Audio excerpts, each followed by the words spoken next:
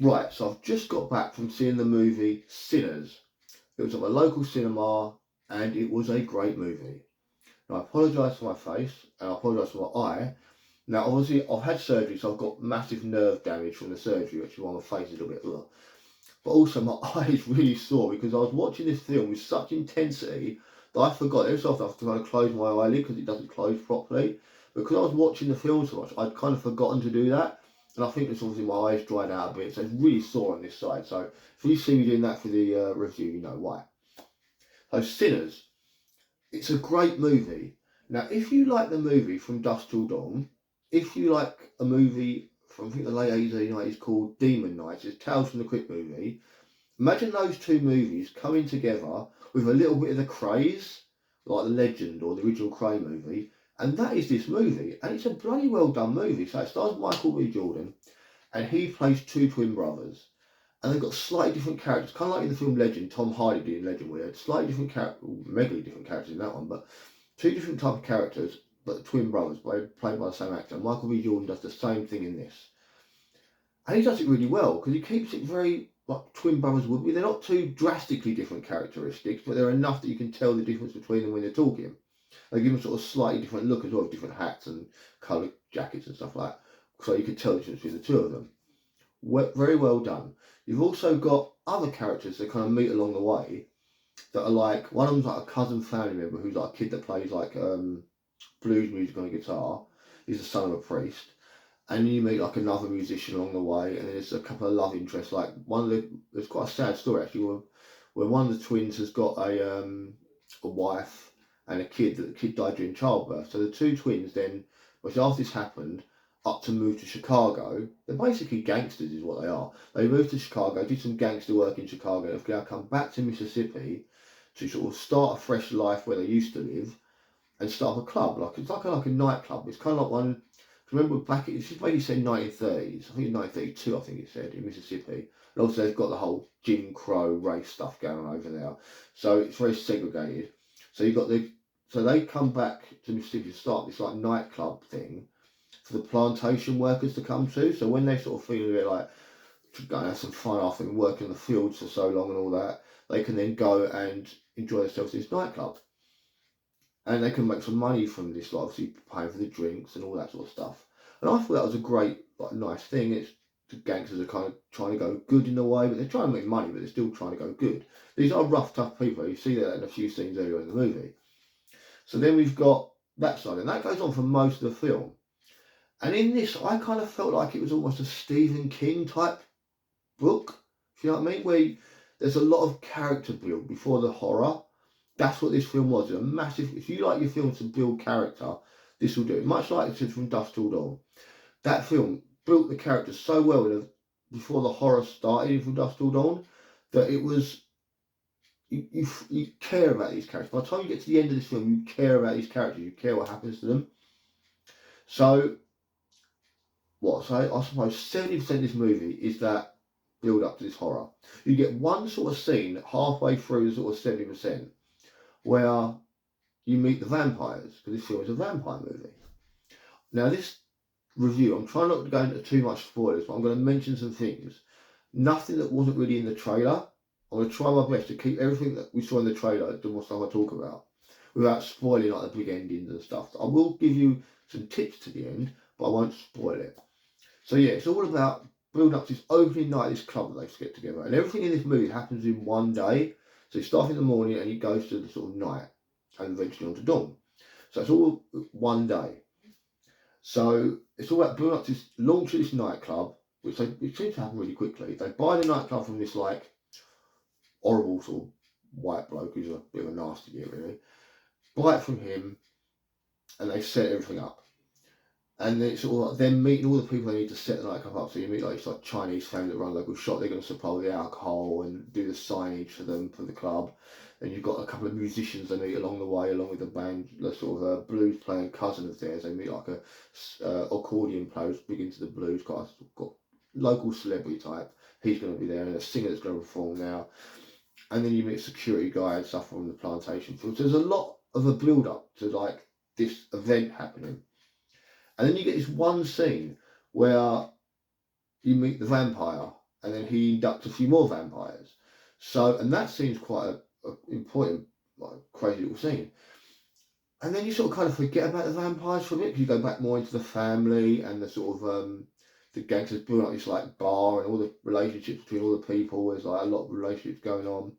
So like the gangster one's quite a sad one, because like one of the Michael B. Jordan's characters, he's has a wife and kid, but the kid died during childbirth. So obviously him and his sort of wife sort of still kind of in a relationship, but not a relationship. You know what I mean? So it's quite a hard, quite emotional one.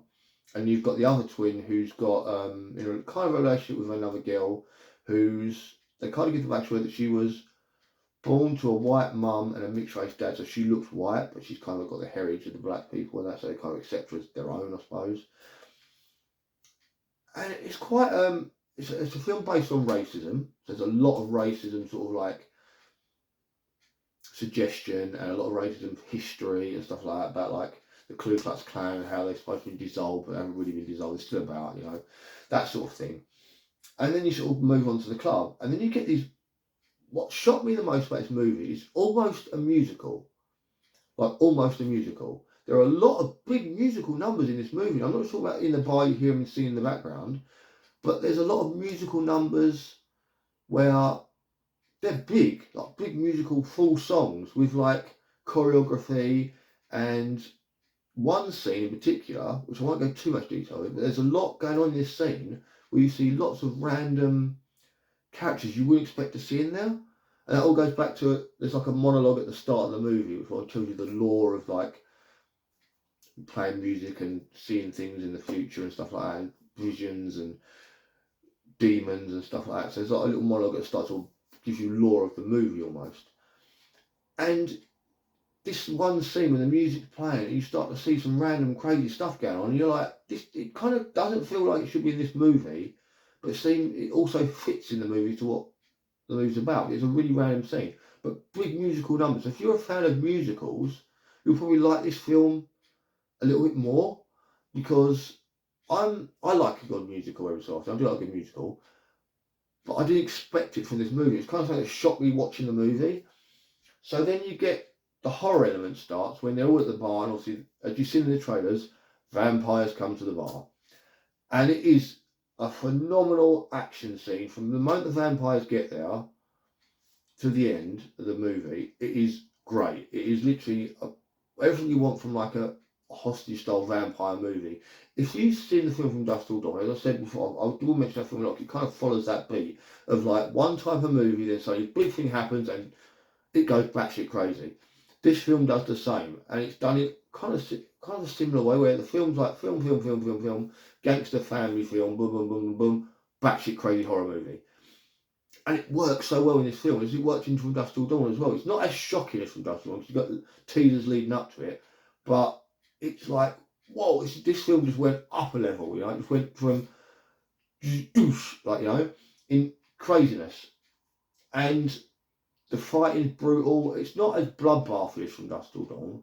It's more, I wouldn't say realistic, it's not realistic, but it's more like savagely stabbing, and they're like fighting, and there's no like chain, like jackhammer crucifixes or anything like that. It's just literally like, they what, there's one of the characters in the bar is kind of like a voodoo sort of like wise woman sort of thing. That's one. It's actually Michael Jordan's wife. She's kind of into that sort of stuff.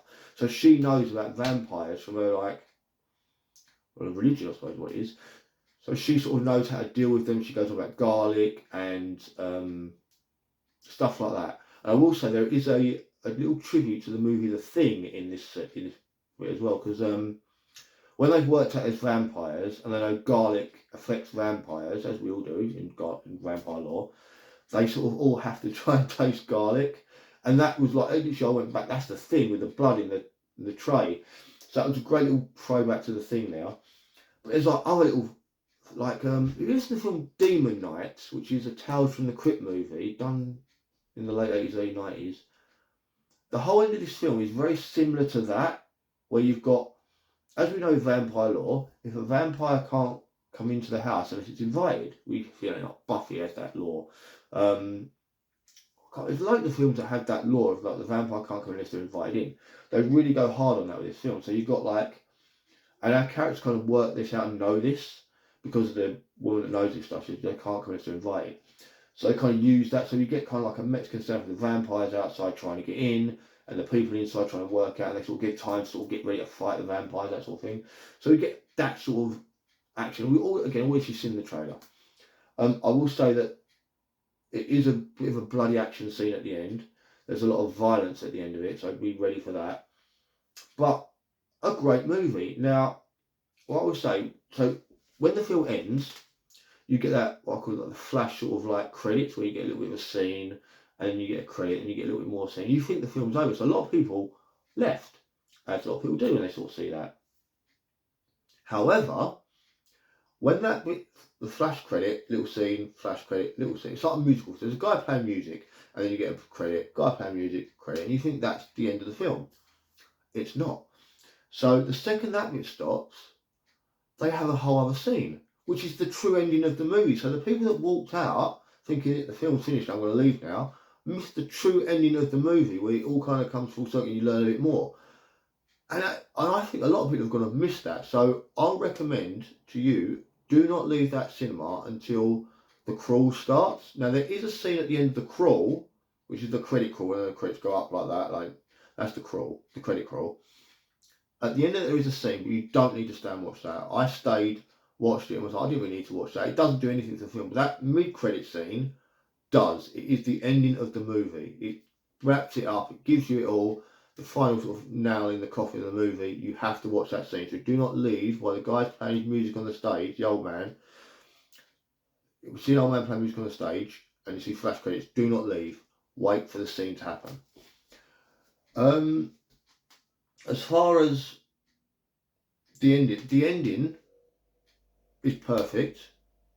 The ending before the extra scene is perfect, and the extra scene ending I think is perfect as well. And it sets up for like not a sequel. I mean, you can make sequels if you wanted to, but you don't have to. It's a contained movie. You think, Joe, what this is done? It's nice and done. Yeah, it's just definitely it's a good little movie. I ain't gonna lie. It's a good, enjoyable, exciting movie, and I recommend it to anyone to go and watch it. I don't know if I'm going to do a spoiler video or not. I was thinking about doing a spoiler video with this, but then I'll get too much into it. And I don't want to sort of drop too many spoilers. So definitely get yourselves out there, go and watch this movie, or if you don't want to go and watch the cinema and watch it, go like wait for streaming or DVD or whatever. But my local cinema does a midweek offer. So from Monday to Wednesday, it does this whole like $6.99 movie ticket, which is half the price it normally is. So if you've got a local cinema, check out if they do something similar. You might find a good deal going on at some point to go and watch this film. Anyway, guys, thanks for watching. I'll speak to you all soon, and enjoy yourselves. And go and watch Sinners, because it's well worth a watch. Bye.